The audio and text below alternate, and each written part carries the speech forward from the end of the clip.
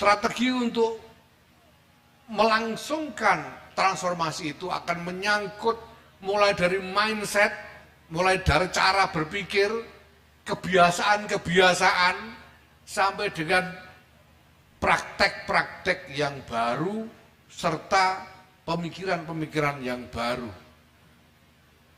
Dan dalam proses ini tidak bisa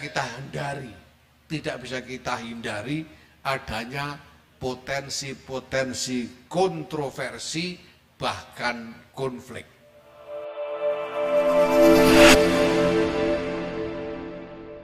Assalamualaikum warahmatullahi wabarakatuh.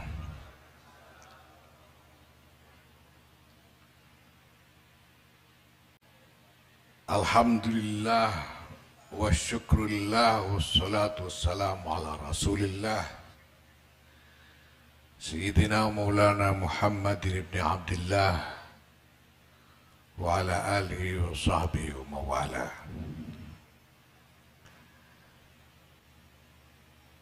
Amma ba'd, yang mulia Rais Am Pengurus Besar Nahdlatul Ulama Kiai Haji Miftahul Akhyar, yang mulia Rais Syuriah Pengurus Wilayah Nahdlatul Ulama Provinsi Jawa Timur Kiai Haji Anwar Mansur, Ulama al-Ajilla, para kiai, para nyai yang hadir. Kalau saya absen bisa sampai subuh nggak selesai karena terlalu banyak kiai.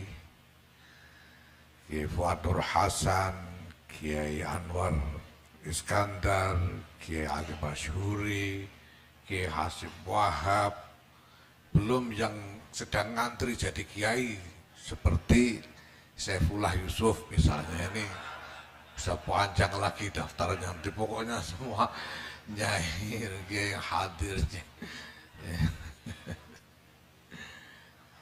Nyai Munjidah, Ibu Khofifah Entar Parawansa. Ibu Khofifah ini perempuan pertama yang masuk dalam jajaran pengurus harian PBNU. Kalau ada yang tanya, lah itu kan ada Alisa Wahid, nah itu yang kedua, Ibu Khofifah yang pertama. Para pejabat dari pemerintah provinsi maupun kabupaten yang hadir, para tamu undangan, termasuk para diplomat negara-negara sahabat, juga yang saya hormati, saya cintai seluruh jajaran pengurus wilayah Nahdlatul Ulama Provinsi Jawa Timur dan seluruh peserta konferensi wilayah Nahdlatul Ulama Jawa Timur dari para pengurus cabang seluruh Jawa Timur. Alhamdulillah,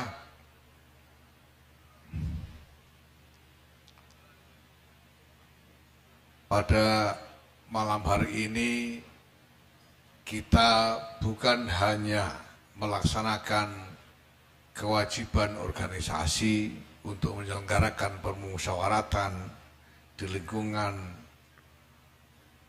PWNU Jawa Timur ini, tapi bahwa konferensi ini diselenggarakan di Pondok Pesantren Tebu Ireng, tempat kita bisa bertabarruk kepada muassis Jam'iyah dan dzurriyyah beliau. Hadirin wal hadirat yang saya hormati,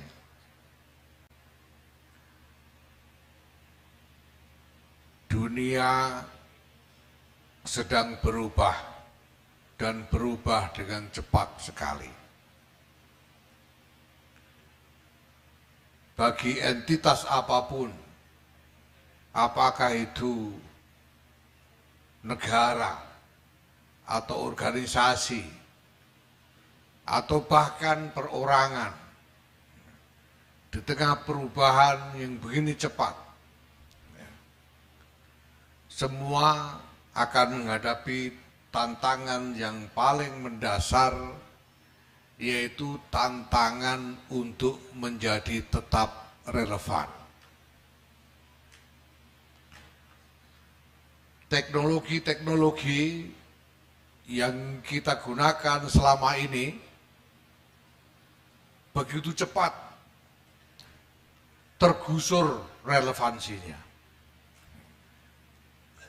Tahun-tahun 90-an itu saya ingat betul di antara teman-teman yang paling duluan pertama kali pegang HP di Jakarta itu namanya Saifullah Yusuf. Itu saja belinya di Luwaan. Itu HP yang saya lupa mereknya itu. Bukan Nokia apa itu. Nokia agak mahal ini.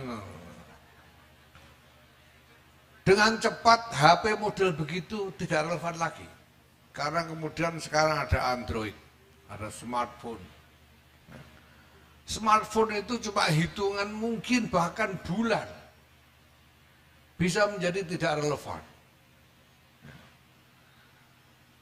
Nah, semua entitas yang ada ini juga akan menghadapi tantangan yang sama. Apakah itu negara atau perorangan? Kita tahu sudah berapa banyak orang-orang yang tadinya begitu penting di tengah-tengah masyarakat, tiba-tiba menjadi tidak relevan hanya karena habis masa jabatannya. Ketua Umum PBNU begini ini kalau di MLB lalu dipecat, ya jadi tidak relevan. Apalagi dalam konteks perubahan masyarakat berskala peradaban yang sekarang ini kita alami. Maka Bapak Ibu sekalian yang saya hormati, Nahdlatul Ulama pun menghadapi tantangan yang sama. Sejauh mana Nahdlatul Ulama mampu mempertahankan relevansinya di tengah-tengah perubahan yang berlangsung begitu cepat. Sampai kapan orang butuh Nahdlatul Ulama ini? Kita tahu bahwa dan kita yakin Jam'iyah ini adalah Jam'iyah yang mubarakah. Sebagaimana dinas oleh muasisnya sendiri. Al-Hadil Jam'iyah Al-Mubarakah Al-Mausumah Binahdlatil Ulama. Ini adalah Jam'iyah yang mubarakah, itu keyakinan kita. Dan keyakinan ini membuat kita senantiasa optimis tentang masa depan Nahdlatul Ulama. Tetapi tentu saja siapapun yang sudah berani memegang tanggung jawab atas organisasi ini harus berbuat sesuatu untuk mengupayakan agar relevansi Jam'iyah ini lestari, bahkan meningkatkannya menjadi jauh lebih relevan lagi. Artinya jauh lebih dibutuhkan lagi. Berdasarkan cara berpikir inilah, Bapak Ibu sekalian yang saya hormati, maka pengurus besar Nahdlatul Ulama sampai kepada kesimpulan bahwa Jam'iyah ini harus bertransformasi. Nahdlatul Ulama harus bertransformasi. Dan transformasi ini adalah sesuatu yang dibutuhkan secara doruri.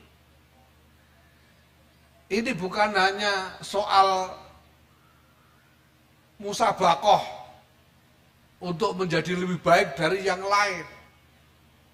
Ini bukan hanya soal muharabah untuk memenangkan pertarungan melawan yang lain. Ini soal survival, soal bagaimana bertahan di tengah gelombang perubahan yang terjadi. Nah, dalam rangka memenuhi kebutuhan transformasi organisasi itu, kemudian kita kembangkan sejumlah strategi yang pada dasarnya meliputi 3 matra besar. Yang pertama adalah konsolidasi tata laksana atau tata kelola. Konsolidasi tata kelola organisasi. Yang kedua adalah konsolidasi agenda-agenda organisasi. Dan yang ketiga adalah konsolidasi sumber daya organisasi. Dalam konsolidasi tata kelola organisasi, Pengurus Besar Nahdlatul Ulama bersama-sama dengan pengurus wilayah Nahdlatul Ulama seluruh Indonesia melalui sejumlah konferensi besar yang telah kita gelar. Dalam ADART dinyatakan bahwa konferensi besar dan Munas Alim Ulama dilaksanakan sekurang-kurangnya 2 kali dalam masa bakti kepengurusan.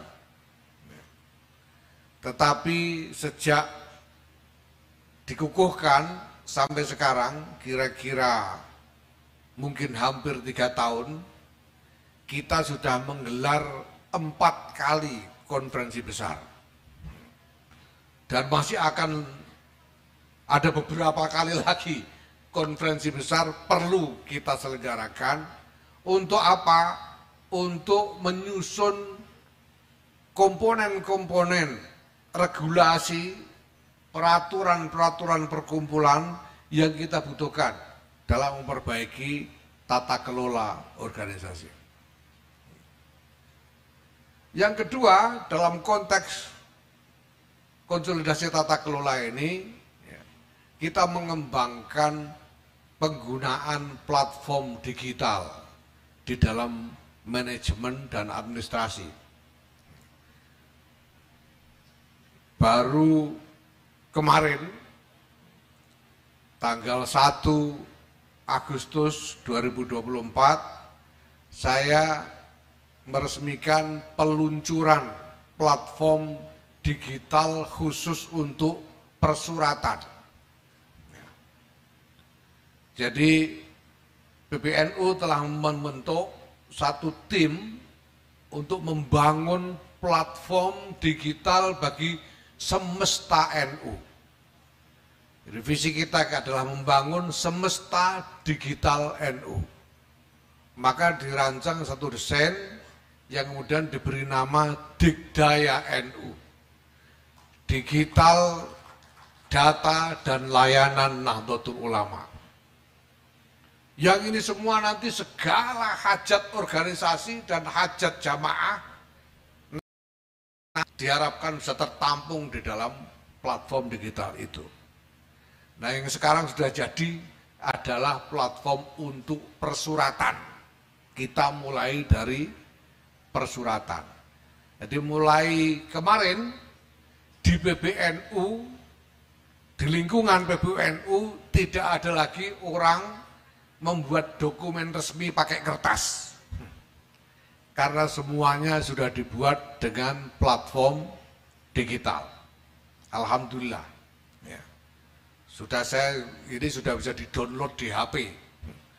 Sehingga sekarang pengurus bisa beroperasi hanya dengan menggunakan gadget ya, atau HP-nya masing-masing.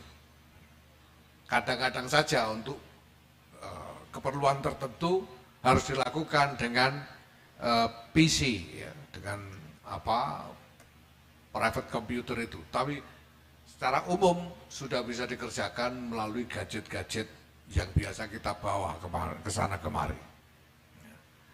Nah ini yang paling untung saya kira ya pengurus yang merangkap menjadi misalnya wali kota misalnya, karena bisa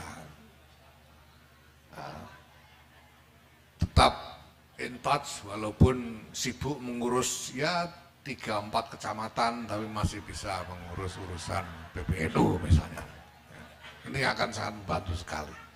Dan saya sudah tetapkan target kepada tim bahwa platform ini harus sudah merata, termasuk dengan strategi sosialisasinya, harus sudah merata penggunaannya sampai ke cabang-cabang di seluruh Indonesia paling lambat Desember 2024. Jadi panjenengan semua nanti Januari sudah tidak butuh kertas, karena semua dilakukan dengan platform digital.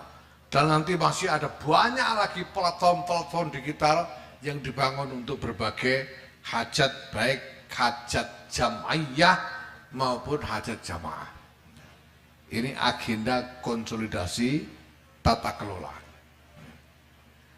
Matra yang kedua adalah konsolidasi agenda-agenda. Agenda-agenda itu memuat kebijakan-kebijakan dan strategi-strategi eksekusinya. Nah, alhamdulillah, jadi setelah kurang lebih 6 bulan yang lalu PBNU memberikan beban baru kepada salah satu lembaga, yaitu Lakpesdam, untuk bertindak bukan hanya sebagaimana yang ditetapkan di dalam ADRT, tapi kita berikan tambahan untuk memfungsikan diri sebagai think tank, sebagai pusat penggodokan pemikiran yang bisa menghasilkan perencanaan strategi, menghasilkan rencana-rencana strategis untuk organisasi. Singkatnya, saya minta kepada Lakpesdam untuk mengerjakan pekerjaan-pekerjaan seperti Bappenas di dalam pemerintahan, yaitu mengolah pemikiran-pemikiran dengan data yang akurat menyangkut realitas yang dihadapi untuk melahirkan kebijakan-kebijakan organisasi. Jadi sekarang kalau pemerintah punya Bappenas, kita sekarang punya Bapenu, Badan Perencanaan Pembangunan Nasional NU. Dan alhamdulillah, beberapa waktu yang lalu mereka telah menyelesaikan pekerjaannya. Kemudian kita bawa ke rapat pleno tanggal 27-28 Juli yang lalu, dan kita tetapkan sebagai rencana strategis NU sampai dengan 3 tahun ke depan. Nah, persis kebetulan PWNU Jawa Timur menjelang menghadapi Konferwil, maka kemudian kami undang panitia SC untuk datang ke Jakarta. Telah datang ke Jakarta waktu itu Kiai Alim Hasan Musa, Pak Ahmad Muzaki, untuk berdiskusi dengan Lakpesdam tentang bagaimana menurunkan rencana strategis dari tingkat nasional ke tingkat Jawa Timur, sehingga draft program yang akan dibahas di Konferbil ini kemarin disesuaikan seperlunya supaya seperti yang disampaikan oleh Kiai Mutawakil tadi, ya, sejalan dengan kebijakan nasional yang dibangun oleh PBNU. Dan nanti tugas dari PBNU, Kiai Abdul Hakim insya Allah, adalah menuntun, mensupervisi diturunkannya kebijakan tingkat provinsi PWNU ini menjadi kebijakan-kebijakan tingkat cabang. Begitu seterusnya. Ini semua adalah model yang kita bangun ya, sebagai semacam template, semacam cetak biru ya, dari mekanisme pembuatan kebijakan di lingkungan Nahdlatul Ulama ya, mulai sekarang sampai ke masa-masa yang akan datang. Matra yang ketiga adalah konsolidasi sumber daya-sumber daya. Sumber daya yang pertama adalah sumber daya manusia, dan yang kedua adalah sumber daya pembiayaan. Sumber daya manusia, kita telah mengembangkan satu sistem pendidikan kader berjenjang. Sudah banyak yang melaksanakan PDPKPNU dan PMKNU, dan alhamdulillah kita telah menyelesaikan desain AKNNU, Akademi Kepemimpinan Nasional NU, sudah kita selesaikan dan disahkan di dalam rapat pleno yang baru lalu. AKNNU ini akan memuat komponen-komponen bukan saja menyangkut hal-hal yang relevan untuk kepemimpinan domestik dalam negeri, tapi juga komponen-komponen internasional. Bahkan kami telah berkomunikasi dengan jaringan internasional yang kita miliki sekarang dan sudah mendapatkan komitmen dari sejumlah tokoh internasional untuk nantinya menjadi narasumber dan instruktur AKNNU. Ada profesor dari Harvard, ada dari Boston University, ada diplomat dari Slovakia, ada tokoh jurnalis dari Mesir, dan lain sebagainya. Jadi kita punya jaringan tokoh-tokoh yang siap membantu dari Amerika, Eropa, Timur Tengah, dan Afrika, insya Allah. Nah, kemarin sesudah rapat pleno ini sudah kita umumkan untuk siapa saja di antara kader yang sudah lulus PMKNU dan ingin mengembangkan kapasitasnya lebih jauh, bisa mengikuti AKNNU ini dengan syarat TOEFL 650 untuk satu orang. Jadi ini TOEFL tidak bisa buat kembulan. Jangan dianggap ya 650 3 orang misalnya, tidak bisa begitu. Ini TOEFL 650 untuk satu orang, dan diutamakan juga punya kapasitas berbahasa Arab. Kenapa? Karena materi-materi pendidikan ini nanti akan disampaikan sebagian besar dalam bahasa Inggris dan bahasa Arab. Nah, maka program ini baru akan kita laksanakan insya Allah tahun depan, Agustus 2025, untuk memberi kesempatan kepada kader-kader ini untuk mempersiapkan diri. Maka silahkan mulai sekarang nyari kursus supaya tahun depan bisa mengikuti seleksi, ya, karena seleksinya itu kecakapan bahasa, wawasan termasuk dengan psikotes, ya. Dan untuk angkatan pertama akan diambil hanya maksimal 30 orang. Kalau belum masuk seleksi angkatan pertama bisa ikut seleksi lagi angkatan berikutnya, tidak masalah. Ya. Tapi ini yang akan kita lakukan, dan masa pendidikannya 1 tahun. Walaupun tidak setiap hari masuk. Nah, ini nanti akan menjadi sistem yang sophisticated, yang sangat canggih untuk kita semua.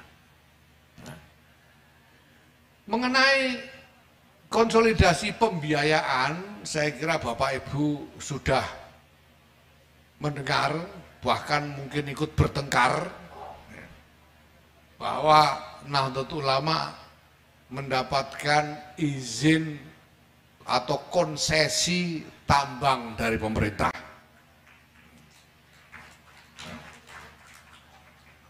Ya. Dan kita menerimanya melalui keputusan rapat. Ini rapat PBNU yang buat keputusan menerima. Ya, jadi ya kalau ngotot mau nolak, ya silahkan tunggu muktamar yang akan datang, lalu cari PBNU yang lain, dan suruh mengembalikan konsesinya kepada pemerintah, itu aja. Tapi sekarang PBNU sudah memutuskan menerima konsesi tambang itu dan sudah mengurus izinnya, insya Allah minggu depan ini bisa kita selesaikan prosesnya. Ya, yang tidak mau ya nanti kita jelaskan sambil jalan. Kita sudah ngomong terlalu banyak. Kalau masih ngotot mencegah ya gimana lagi? Kita cuma bisa bilang wong arep sugih kok ora oleh, itu aja itu. Nah, di samping itu tentu saja kita juga mengembangkan berbagai macam inisiatif ya, untuk membangun sumber-sumber pembiayaan bagi operasi organisasi. Nah, saya mohon doa restu kepada para kiai dan Bapak Ibu sekalian, semoga ikhtiar-ikhtiar ini segera membuahkan hasil yang bisa kita andalkan. Nah, Bapak Ibu sekalian yang saya hormati, ini berkaitan dengan suatu rangkaian pemikiran yang rumit, yang kompleks. Walaupun saya sebutkan dengan sederhana, ya, 3 matra tadi, sebetulnya beriringan dengan itu ada kebutuhan strategi eksekusi yang rumit luar biasa. Ada strategi bagaimana kita harus menavigasi ya, di tengah-tengah dinamika masyarakat yang kita hadapi sekarang. Ya. Itu butuh repositioning, butuh segala macam, ya, butuh taktik, butuh manuver-manuver yang memang tidak sederhana. Karena masalah yang kita hadapi juga tidak sederhana. Sedangkan transformasi yang kita butuhkan, ini ada desain baru yang menyangkut kompleksitas, seluruh kompleksitas keberadaan jamiah dan jamaah ini. Strategi untuk melangsungkan transformasi itu akan menyangkut mulai dari mindset, mulai dari cara berpikir, kebiasaan-kebiasaan, sampai dengan praktek-praktek yang baru, serta pemikiran-pemikiran yang baru. Dan dalam proses ini tidak bisa kita hindari adanya potensi-potensi kontroversi, bahkan konflik. Kontroversi itu kita tahu ramainya orang. Mungkin dalam sekian bulan terakhir ini orang itu paling banyak ngomong soal NU, bertengkar soal NU. Mulai dari urusan nasab sampai urusan tambang. Semuanya dikaitkan dengan NU.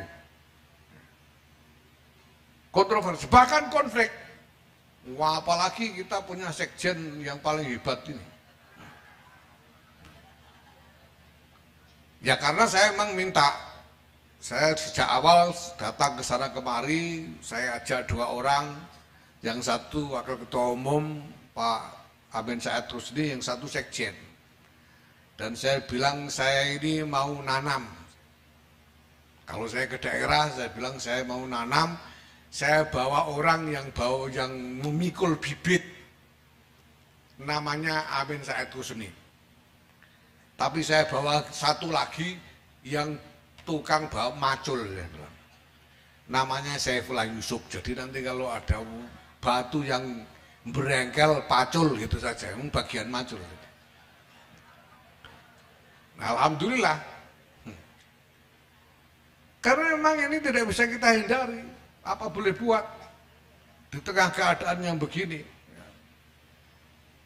Nah, tetapi Bapak Ibu sekalian, saya sama sekali tidak berkecil hati. Walaupun di tengah begitu gelombang kontroversi yang begitu banyak, di tengah konflik caci maki orang yang tidak karu-karuan, apalagi kalau kita ikut-ikutan aktif di media-media sosial ini sudah tidak karu-karuan. Saya sering ditanya bagaimana solusinya NU dicaci maki di medsos ini. Saya jawab solusinya sederhana, jangan baca, selesai. Orang caci maki kalau kita tidak baca mau apa? Ya apa boleh buat. Dan saya tidak berkecil hati sama sekali terkait dengan ini semua, Bapak Ibu sekalian. Kenapa? Karena saya telah menyaksikan, dan ini menjadi keyakinan saya, bahwa Nahdlatul Ulama ini telah menjelma menjadi peradaban. Nahdlatul Ulama ini bukan sekedar jamiah, bukan sekedar struktur organisasi, bukan sekedar komunitas jamaah saja, tapi telah menjadi peradaban dengan segala budaya, nilai-nilai, kebiasaan-kebiasaan yang apabila orang masuk ke dalam lingkungan peradaban itu nyaris tidak mungkin dia bisa keluar lagi. Nahdlatul Ulama ini sudah menjadi semacam urwatul wusqa lamfiso malaha. Orang kalau sudah NU, walaupun pergi kemana-mana, itu baliknya NU lagi. Sudah jadi pengurus Muhammadiyah, mati minta ditahlili itu orang. Kalau sudah terlanjur NU. Karena sudah jadi peradaban. Dan ini saya saksikan bukannya di lingkungan-lingkungan terdekat kita saja. Saya ini sudah terkenal berkeliling dunia ke sana kemari dan tidak ada tanah di dunia ini yang saya jejak kecuali saya bertemu orang NU di situ. Saya ke Darwin ketemu orang NU. Saya ke Amerika ketemu orang NU. Saya ke Inggris ketemu orang NU. Saya ke Lisbon di Portugal belum lama ini ketemu orang NU. Dan di antara Lisbon ini bukan tempat biasa didatangi orang Indonesia sebetulnya, tidak banyak. Ketika mendengar saya datang ada sekitar 15-20 orang kemudian minta ketemu dan saya temui. Dan di antara mereka ada seorang perempuan yang jauh-jauh datang dari Inggris. Bukan London, tak mana lupa saya. Winchester atau mana rumahnya. Jauh-jauh datang dari Inggris karena diberitahu temannya bahwa saya akan datang ke Lisbon dan ada pertemuan dengan orang-orang NU di Lisbon. Dan dia jauh-jauh datang. Saya tanya dia asal mana, dia bilang asli dari Trenggalek. Dan sudah 20 tahun tinggal di Inggris karena menikah dengan seorang warga negara Inggris ya, yang kemudian masuk Islam. Dan dia bilang, saya ini juga NU. Padahal di Winchester sana, itu nyaris tidak ada orang Indonesia selain dia. 20 tahun tidak pernah ketemu orang yang sama-sama NU, tapi toh dia tidak mau melepas ya, jati diri jiwa NU-nya. Ini karena NU sudah menjadi peradaban. Maka saya juga tidak berkecil hati. Sekeras apapun orang NU ini bertengkar, tidak akan lepas NU-nya. sekeras apapun bertarung di antara sesama tidak akan lepas NU-nya. Buktinya ada di sini.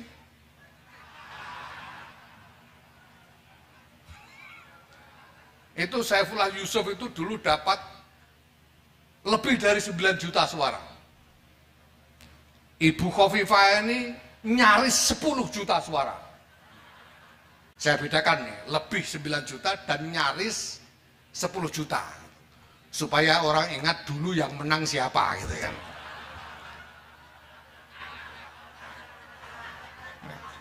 Nah ini kan tinggal ngitung saja. Tapi saya sudah buat saya sudah perintahkan atau saya sudah terbitkan larangan kepada Saifullah Yusuf jangan sampai nyalon pilkada. Nanti mohon izin ya Miftah, kalau perlu kita buatkan SK-nya melarang Saifullah Yusuf calon pilkada. Ini 9 juta lebih nyaris 10 juta. Dan sekarang tenang-tenang aja. Sekarang rukun banget. Jadi tidak khawatir, apalagi kalau sama yang cuma dapat 4 juta, itu tidak khawatir kita. Cuma 4 juta dapatnya. Ya, 4 juta itu aja yang lebih banyak mungkin orang lain yang nyumbang. Jadi tidak perlu berkecil hati.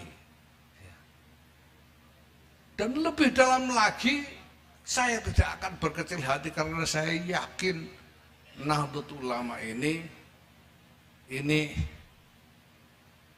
milik Allah Subhanahu wa taala. Nah, Allah sendiri yang akan menjaganya. Dan saya juga sudah menyaksikan sendiri bagaimana itu terjadi. Ketika kita menyelenggarakan peringatan 1 abad Nahdlatul Ulama di Sidoarjo yang lalu, saya menyaksikan itu sudah bukan hajatnya manusia. Itu sudah bukan hajatnya PBNU lagi atau pengurus NU lagi, itu hajatnya Allah Subhanahu wa taala. Semua perencanaan itu kocar-kacir semua, nggak ada yang sesuai dengan perhitungan. Nggak ada yang terlaksana sesuai dengan perencanaan. Tetapi kita semua bisa saksikan bahwa semua berlangsung begitu aman, rapi, dan terlihat kemegahannya demikian luar biasa. Karena hajatnya Allah Subhanahu wa taala, panitianya malaikat sudah. Sampai-sampai saya kira para kiai yang duduk di panggung waktu itu termasuk Kiai Halim Masyhuri juga menyaksikan itu. Entah kenapa ketika mulai itu mic-nya rusak, sound systemnya itu rusak, jadi berebet begitu. Itu tidak diapa-apakan, sembuh sendiri, tidak disentuh, tidak diapa-apakan.